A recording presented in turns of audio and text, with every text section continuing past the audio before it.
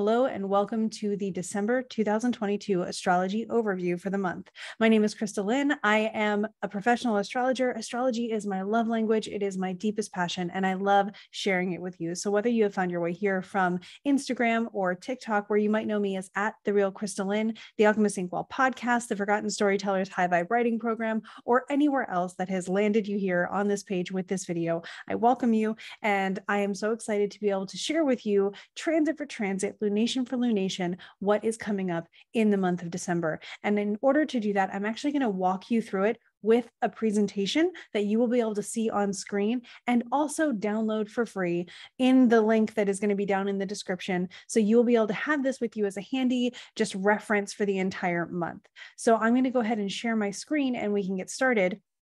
And you can see what we've got going on in the month of December. So the month of December 2022, and you might also notice I've got a lovely blue dot here to help me point things out. We will be doing some chart examples as well. So I'll be able to show you exactly what I'm looking for and looking at on some of these charts. All right, so to kick everything off, we are talking about the lunations, that is the new moon and the full moon of the season, and the coming into Capricorn season, which if you're in the Northern Hemisphere, this is the winter solstice. If you're in the Southern Hemisphere, this will be bringing in summer for you as well. I am stationed in the Northern Hemisphere, so we are looking at this as winter solstice, but just know wherever you're located, that's what it'll be for you. So as your little overview of the month, we have the full moon in Gemini happening on the 7th of December at 7:15 p.m. Eastern time. The sun will move into Capricorn, marking the solstice, and the days getting longer if you're in the Northern Hemisphere, or the days beginning to get shorter if you're in the Southern Hemisphere. That will happen exactly around 4:58 p.m. Eastern time on the 21st of December. And then on the 23rd of December, we will wrap up the month with a new moon in Capricorn at 5:15 a.m. Eastern time. A couple other things going on this month because there are several changes and notable plot points in certain planetary stories.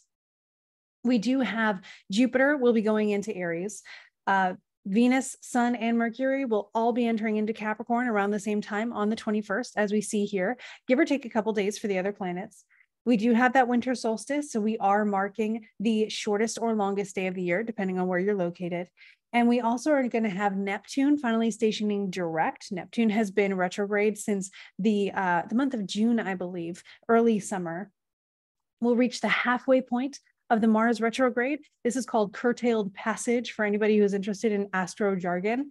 But what it really means is we are halfway through this retrograde of Mars that began on October 30th and is going to continue until January. So anything, especially starting in August and then getting a little bit rocky around October 30th, that kind of stuff is still at play with this Mars retrograde. That's where you might notice it, especially in the part of your own chart that Mercury is placed in. We will talk more about that when we actually reach the day of the month where Mars opposes the sun to mark that halfway point.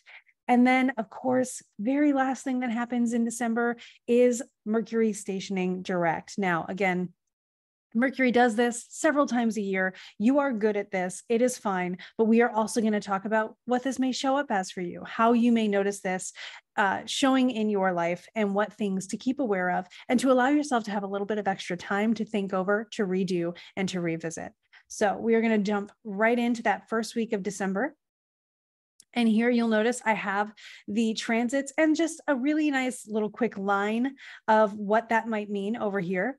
If we're to summarize the first week of December, I might call this clearing the air based on the summation of the transits that are happening around that time. And if you notice me looking to the side of the screen, it's because I have more technological and detailed astrology on another screen. So I'm not looking away from you. I am looking at more details to be able to share with you.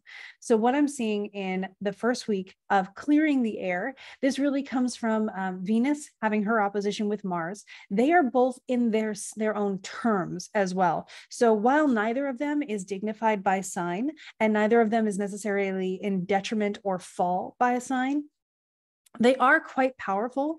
And there are some ancient astrologers, notably Maternus, who would say that in these positions, when they are in a section of a sign that they are most comfortable in their own terms or on their own terms, if it helps to really feel out the translation of that, they are strong as though they are in their own sign. So we have both Venus and Mars as strong as though they were in their own signs, according to Maternus's definition. And Maternus is the one who wrote the thesis, if you're interested in that source material.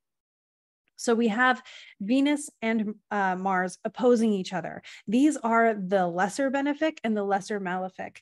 Or if you want to think of them as the polarity of a divine masculine and a divine feminine energy, that is something you can do as well. It's just noticing this tension between a push and a pull, where Mars would really like to be pushing. He's actually retrograde right now, even though he is in his own terms. So there's this frustration that might come up of wanting to push something, wanting to drive forward, but not having the energy or the means or the resources to do it. And at the same time, Venus is on the other side of that, causing even more tension, possibly bringing other people or other factors into the mix. Venus being someone who really rules relationships and that kind of thing. Resources also. So thinking about Venus in Sagittarius, there may be overstimulation or too many options or overwhelm of things that are causing us to slow down and causing tension that could turn into disagreements or misunderstandings in our relationships. So it's really important to be kind of seeking a sense of peace, truth, and understanding in our interactions at this time, especially because also at this time, you'll notice we do have this sextile with Saturn, which is really saying, hey, get your stuff together. Here's an opportunity, maybe through a disagreement, to learn how to make that a little bit more structured and how to support yourselves better, where to set your boundaries. And then Mercury squares with Neptune. So this is where communication might bring some confusion. This is where the misunderstanding might really come in. Someone taking something you said in a way that you didn't mean, or you doing the same. So it's really important to look at the data, look at everything you have, understand it, and then ask clarifying questions. Say, what did you mean by this? Or a phrase that I like to use is, this is the story I'm telling myself. How accurate is that? Is that what you meant? Or can you correct me? So those are some things that might help us on the very first day of December, kicking it off with making sure that we establish boundaries, clear understanding, and communication in our relationships as much as possible. So as we move into the next day, we're actually just going to be jumping only 2 days before we get to December 3rd. And on December 3rd, I'm making sure I move my chart so I can look at extra things here. December 3rd is when Neptune stations direct. Now, Neptune began retrograde on June 28th. This is actually, I believe, the third time Neptune has had the opportunity to station direct since coming into Pisces. It spends a lot of time in Pisces. This is a micro or a mini generational kind of transit. So it is going to be a long time.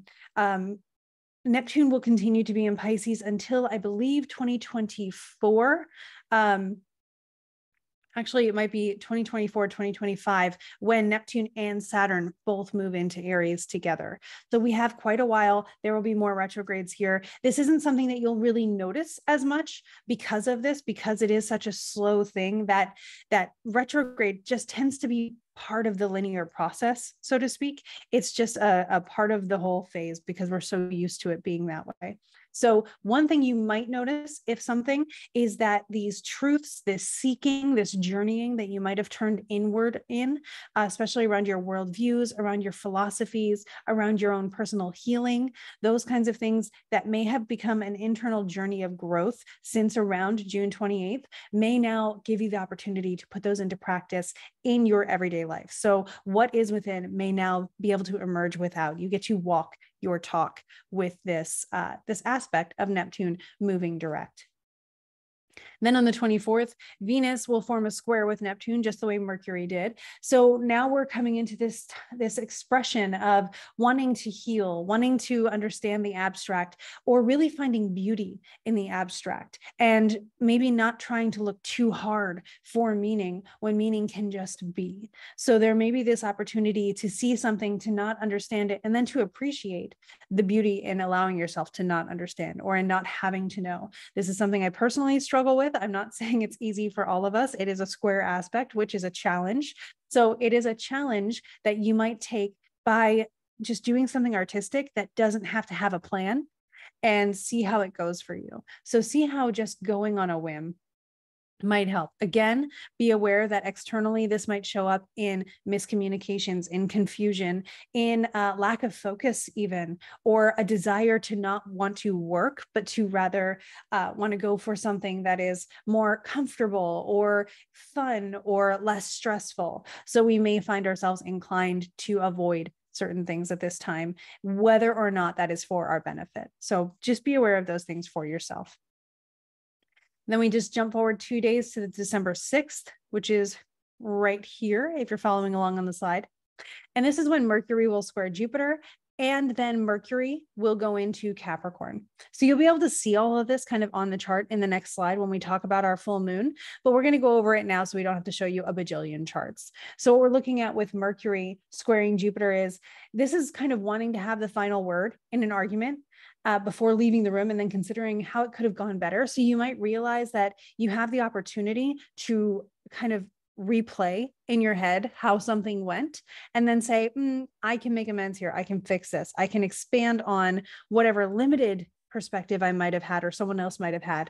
Maybe there's an opportunity through challenge or adversity to grow in this. So this is an opportunity, likely with communication again, or even with travel. You might notice that this is the time where your car doesn't start, or where something kind of, I want to use the word blows up, but it's not like explosion, where maybe a tire blows out or that kind of thing. So be aware of that at this time, especially when Mercury is just about to also move into Capricorn and sort of change from being in detriment, where he is in Sagittarius, to being in Capricorn, where Mercury is less debilitated. It doesn't have any actual dignity in Capricorn, but they do have the lack of debility. They do get to move out of Sagittarius, where they are in detriment, and come into Capricorn, where they actually do start in their own terms. So they will be stronger. And again, referring to Maturnus, they will be in their own terms. So it is as though for a couple days they are in their own sign. Okay, and then we want to talk about the full moon at this point in Gemini. So I'm going to bring that up and make sure that I can see the chart here. And then we're going to look at that together, knowing that after this full moon in Gemini, we do have that sun opposite Mars. This is that curtailed passage I mentioned at the beginning. This marks the halfway point of this retrograde. So we have the sun opposite Mars on the 8th of December. So on the 7th, and you'll be able to see this on the next slide. There we go. On the 7th, we have our full moon in Gemini. And we know this because the moon is here at 16 Gemini and the sun is at 16 Sagittarius. Also take note, Mars at 16 moving backwards. So moving actually towards the moon. They are moving towards each other here. But also by opposition, Mars is coming towards the sun and the sun is coming towards Mars. So this is that curtailed passage we're talking about. And it's really being emphasized by this full moon. It's being, it's given a lot of energy from this full moon to show up. We're going to see this happening in our lives. So that is not necessarily a bad thing, but it might again show up in some conflict. Mars is a confrontational type of planet, retrograde, and now you can notice no longer in his own terms. So this is Mars's terms right here, a little bit of advanced astrology, I guess. But now we're in Venus's terms. We've moved. You can see that little red dash. So Mars is now just in Gemini, just retrograde, probably a little cranky about it. And now the moon is here saying big feelings. We feel this. This feels personal. So this is a great time to pursue truth through curiosity. I add this because we do have this square with Jupiter and Neptune kind of forming a T-square here. So it's really helpful to just realize that we do have this opposition with Venus by whole sign, with the sun, lots of reasons and opportunities to feel unseen or unheard, or feel upset and underrepresented. But then also through that, you have the opportunity to pursue a truth through curiosity, to understand, is everybody out to get me, or is there something deeper here that I can understand? Can I have a conversation with someone that clears something up so that I don't feel so attacked? So this is a great time to be asking questions rather than slinging insults, and to have a conversation or a healthy debate rather than an argument. And what comes to mind is that one, it's a TikTok, it's a video meme where they're fighting over the Wicked Witch of the West and whether Glinda's a good witch and things. And he's just like, the Wicked Witch of the East, bro, come on. Now, they're not going to be truly mad at each other for very long, but they do have the catharsis of being able to have an argument and get that energy out there. If you do have an argument, I really encourage you. This is something I use in my own relationships. It's okay, in my opinion, to have an argument and be able to express yourself with both sides knowing we're going to follow this through. This is a cycle. It's not a straight line. So an argument begins, it goes through all of its expressions and all of the emotions of both sides. Everybody gets to feel understood, gets to speak their piece, gets to represent themselves. And then the conclusion happens, even if in between there is some emotional expression. So that's an option to use if you find that you have the circumstances that really require or ask for it. That might help you out during this full moon. And so I call this a time of spicy intellectual arguments, possibly over politics and religion, because we do have the square with Jupiter here. And also thinking about not trying to be more correct than the other person, trying to reach understanding and trying to be understood with the other person is very helpful. So again, the affirmation is, I pursue truth through curiosity, happening here on December 7th of this month of December. So now we move into the next week. And keeping in mind that we do have that conjunction or the opposition of the sun on the 8th, on the 8th, great face there from me, on the 8th of December. So things to keep in mind around this: Mars has again been in Gemini since August 20th and will continue to be there until January. So this is something we have plenty of time to be reworking. But now that we've reached the halfway point, it might be helpful to stop and reflect on how things in whatever area of your life Gemini covers have been going. What's been going on there? What have you learned so far? And now how can you start maybe applying it so that once Mars goes direct, you have that road to cover, you have that repair done. And Mars really during a retrograde will try to repair things, even if that means breaking them first.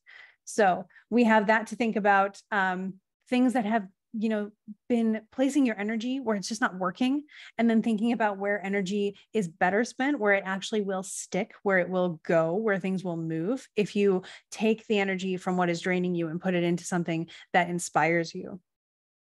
One of the things to keep in mind here as well is the cycle of Mars with the sun, which is something we're reaching a plot point here with this opposition. I'm actually going to bump back here.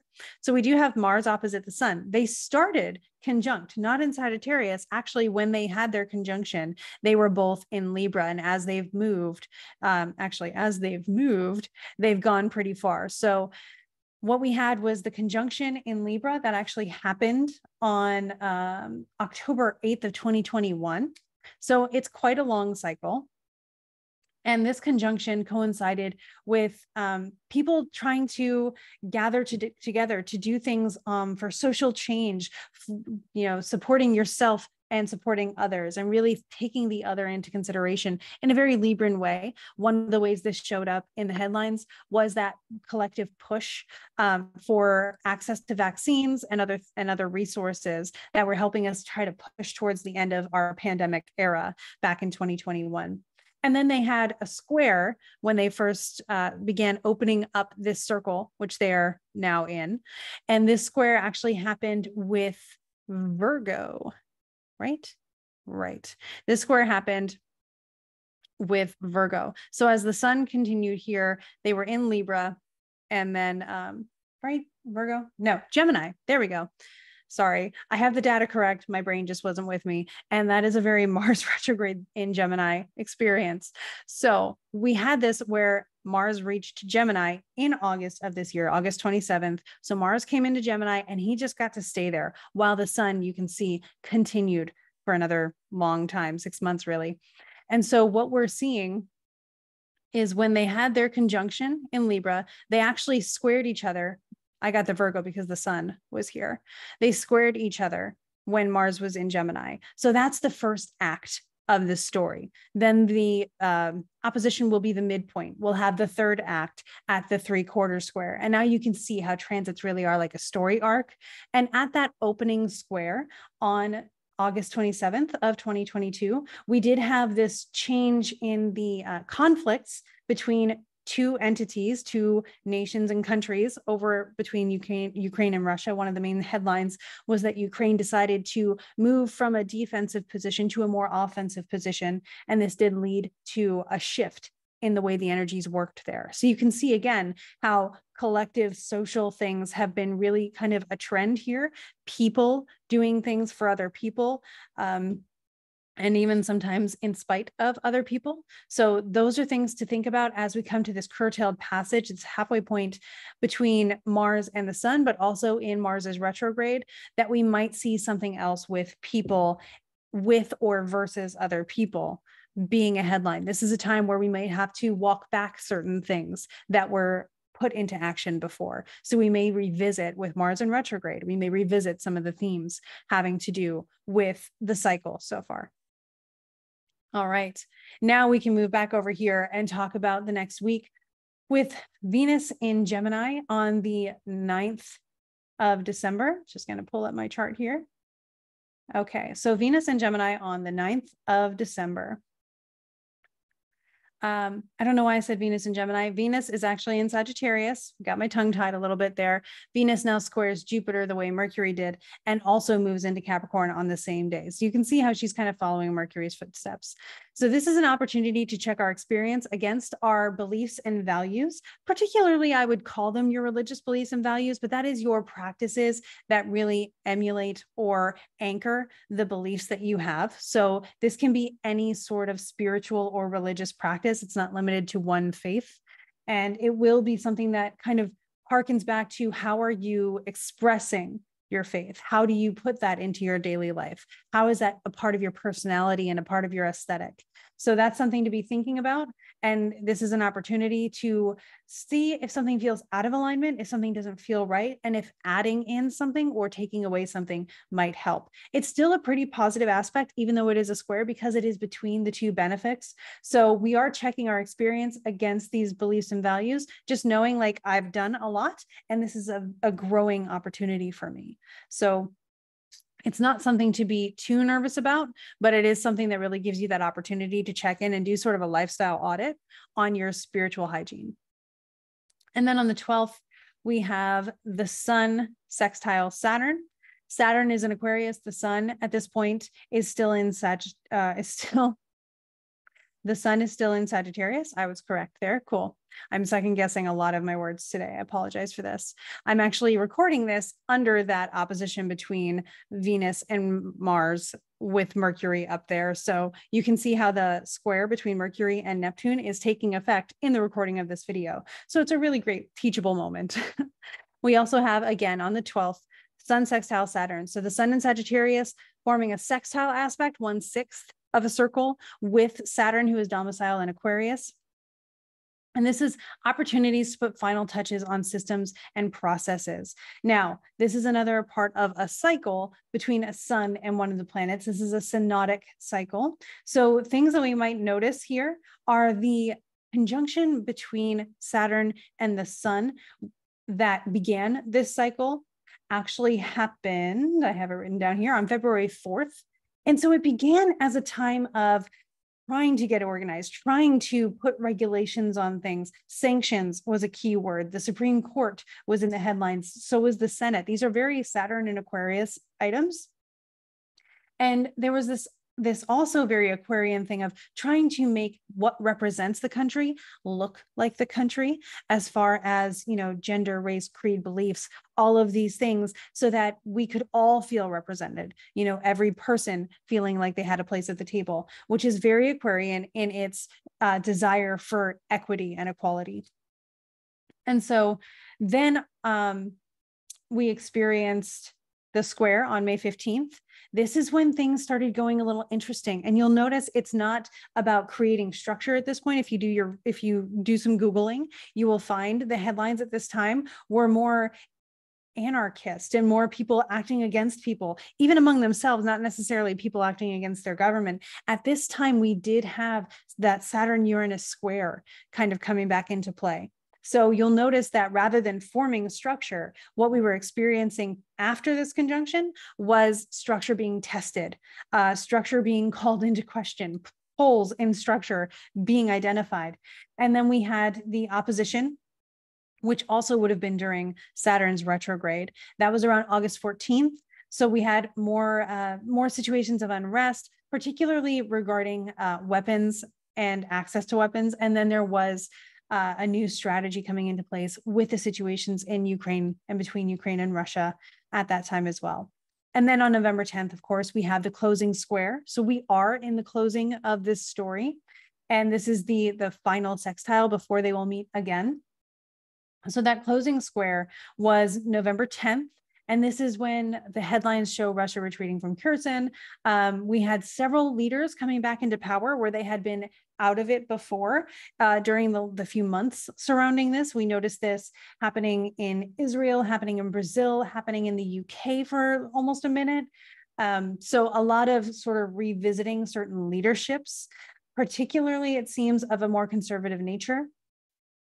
And then at this time, of course, because this is involving a transpersonal planet, Uranus is involved here too. So it's more of a collective experience, and even forces of nature are drawn into this. This is when we had Hurricane Nicole. And this was also the time of the midterm elections, which really brought up new focuses in politics here in America as well. The next conjunction, if you're interested, is going to be February 16th. That will also be in Aquarius as Saturn begins to finally move out of Aquarius and start beginning their journey through Pisces. So this will be our last conjunction with Saturn in Aquarius. And that's going to be an interesting thing to watch unfold as well. Knowing that Aquarius is unique, is revolutionary, is liberating and freedom loving, and all of those things, along with the traits of, supporting authority, is intellectual, is fixed. So Aquarius likes to set new standards, or even likes to maintain standards. And so we also want to keep in mind that we have this air fixed, young kind of energy going on here, but that it also really does show both sides of that coin. So we could see either expression of those with the way things are going. This is going to be completing a cycle of really pursuing and trying to identify opportunities for a better system. So hopefully, especially now that the Saturn-Uranus square is separating for good, hopefully we get to see this as something that brings solutions to all of these things. Okay, did I cover everything here? No, I did not. Okay, so we have on the 14th also the Sun square Neptune, which is how apt that I almost missed it, because Neptune does kind of blur edges and cause forgetfulness as well. So Neptune on the 14th squaring the Sun. This is again another cycle. So you can see how we are very busy this month with planetary cycles. This is the square of let's see, it looks like we're in our closing square actually of this. So the Sun is coming towards Neptune again in a cycle that began on March 13th. And this was actually marking what seemed by headlines and by a little bit of research to show that we were, as a collective conscious, kind of perceiving a shift out of the pandemic era, but into this new era that was marked by the beginning of discord and war and different things like that, kind of came into play around early March of 2022. So this was also a time of visual art, electric cars coming back into play. This was a time where a filmmaker considers what it means to be alive, thanks to science fiction and androids.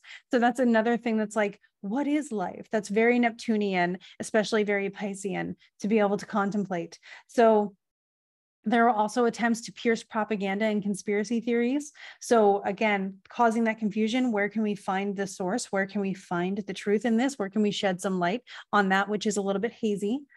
And then certain themes around surrealism returning in art, which is so on brand. And also thinking about people feeling isolated or people intentionally isolating others, as was happening again over with the Ukraine and Russia situation there as well. Who's getting support? Who's being isolated? And how is that affecting? All of these are keywords that really do fit the brand of Neptune, especially in Pisces. And then we had our opening square on June 16th of this year. And so this is where we noticed some inflation things coming into play, also flooding in Yellowstone, which is fascinating. Neptune, of course, water. And this is also where autopilot cars started having certain issues, but are becoming more and more possible, which is another thing about that idea of androids and different forms of consciousness and usability of AI. AI became a really cool art format over the summer as well. And then we had the opposition, which would have been a time of Neptune's retrograde, which has only recently ended, of course, at the beginning of this presentation. So that was on September 17th. Again, we have headlines about isolation. We have confusion in where certain people who are migrating from one place to another ended up where they weren't supposed to, whether that was by being deliberately misled or not. Another thing in art was that Phantom of the Opera was declared to be closing on Broadway, and banned books also became something that was accelerating, which is again, the clouding of information in some respects. And also there was a headline, which is just kind of on point as well. The quote, nuclear power still doesn't make much sense. Nuclear being very Neptunian, very vague, but also expansive in a crazy way. And still not making much sense, again, bringing in that Neptune. How much can we understand this? How much are we going to try to use it before we understand it? And what is the next step in that? So again, nothing to really be too afraid of, especially within your own realm of influence, but just knowing that we can track sort of the shift and the growth of our cultures through these transits. And so what we're looking at coming up in the next conjunction, which will be in March, I believe as well, just looking at what comes next in this cycle. How are we going to build upon and spiral upward in our learning and in our experience? And something to look forward to, at least taking it to the next level of self-actualization and enlightenment, which would be another really great Neptune and Pisces theme to pursue. Awesome. So now we're going to move into another week where there isn't a lunation and there isn't a new season. So the next slide, as you can see here, we will have another chart to look at. But on this one, we're going to be talking about first with Mercury trine Uranus. This is interesting. It's a fun energy to read into because Mercury and Uranus can be a little bit chaotic, whether they're chaotic good, chaotic neutral, or otherwise is sort of up to your chart, your transits, and the nature of the rest of the sky. So one of the things, since Mercury is in Capricorn at this point, I like to think about this as an opportunity to ground electricity, Uranus being sort of the electricity, an opportunity to check the pipes. Mercury is connection. Capricorn is very earthy and maybe even underground. So we'll see the opportunity for maybe a pipe to burst with Uranus, something you didn't expect to happen. That might happen. It might be easy for it to happen because of the trine. Trines are truly considered beneficial for the most part, but also it can be something that just makes what is happening happen smoothly. So if the pipe needs to be replaced, you might notice it breaks around this time, alerting you to that and letting you know. This is also a time where you might find yourself impulse buying a new car or impulse of acting on some kind of an impulse on a situation. I say car because, again, with Mercury and travel. So that's just an example of something you might feel. But it will be easy to make radical changes in your daily life with this. Mercury is personal. It is trine to Uranus, who likes liberation, likes to change up our habits, and Mercury likes habits. Hobbies fall with Mercury, just our daily actions, things that make us feel connected to others, things that kind of are our own little motors. Mercury is also the ruler of Gemini and Virgo. So thinking about daily habits, thinking about hobbies and things that we find fun or interesting, those kinds of things we may have our curiosity piqued in a certain direction that we may not have seen coming. It is very hard during a Mercury transit to predict what is going to happen, because one of the hallmarks of Uranus and Mercury is unpredictability. So just being ready for anything and noting that it's probably something that is happening in your favor at that time. On the 20th, we have Jupiter coming into Aries. So Jupiter is finally direct. And as I record this, Jupiter has only been direct for a few days. But by this point in the month, Jupiter has been direct for just about a month.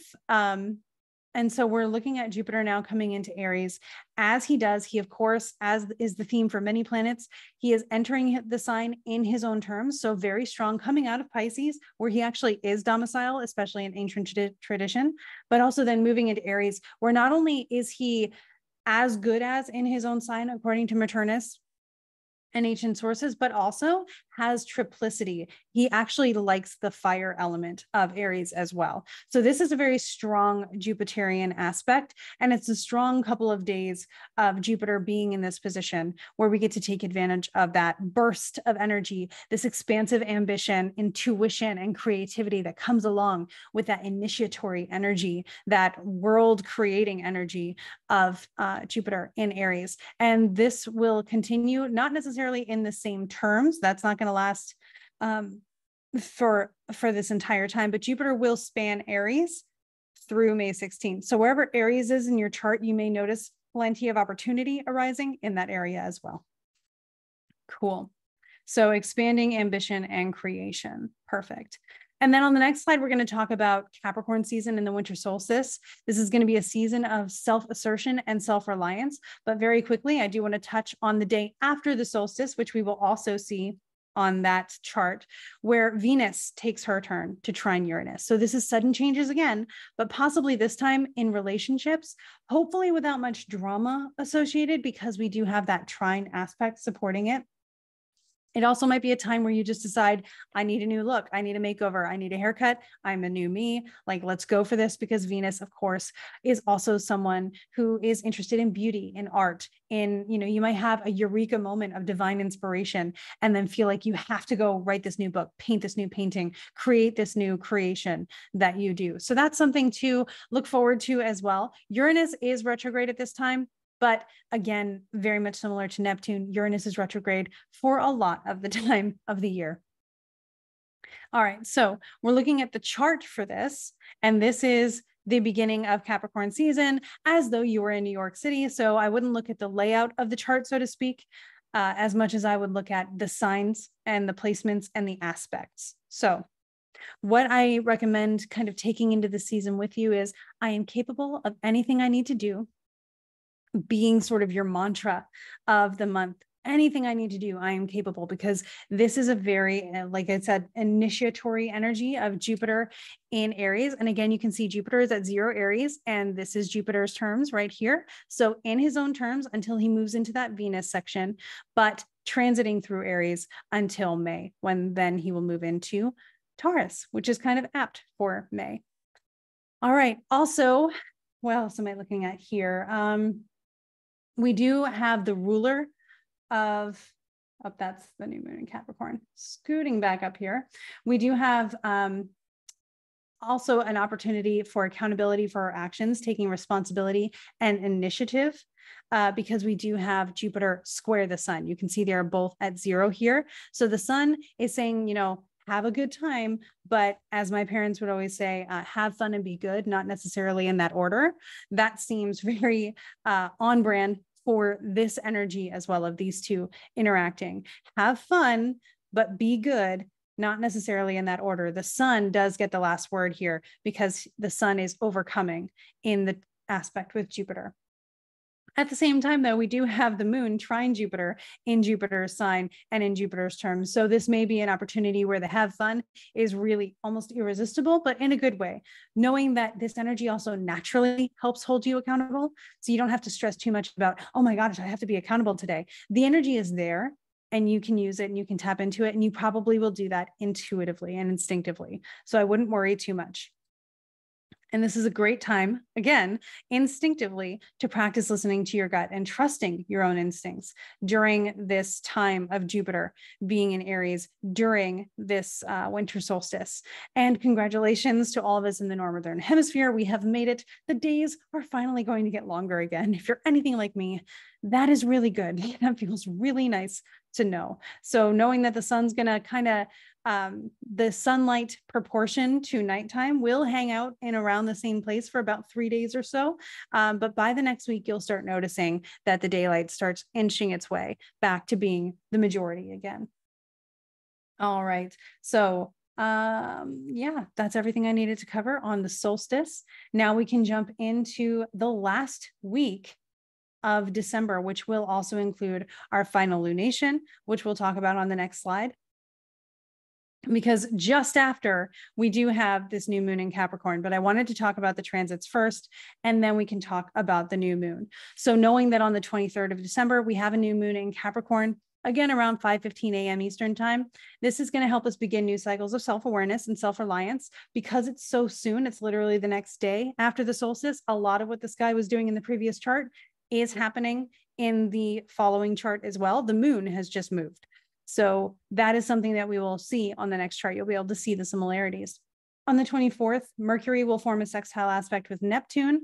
Now, this is a positive aspect. It's not like a big deal. It's, you know, the middle of the first act of a story, right? So we have some stuff going on, some movement of the plot, but it's not a major plot point, so to speak. So what we're seeing is this might be poetic verse, inspiration to make something abstract, have some words to it, or to express yourself, maybe in singing, even if the words have no meaning, that kind of stuff. Then we come to the 28th when we will see, let's see, Venus will take her turn to sextile Neptune, forming the sextile aspect, which is again a sixth of the circle. This can add a romantic, idealistic, or idyllic vision to our energy. It's also a really great time to take some rest, recuperate, spend some time with other people that you know, like, and trust, or even people that you love. Adoration might be a word that comes along with this. You might find that you're really drawn towards something or someone.